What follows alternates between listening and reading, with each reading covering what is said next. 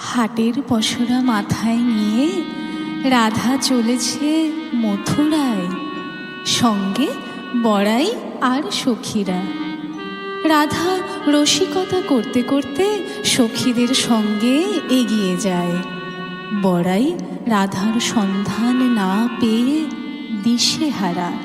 এমন সময় দেখে কৃষ্ণ মাঝ বৃন্দাবনে গরু চড়াচ্ছে।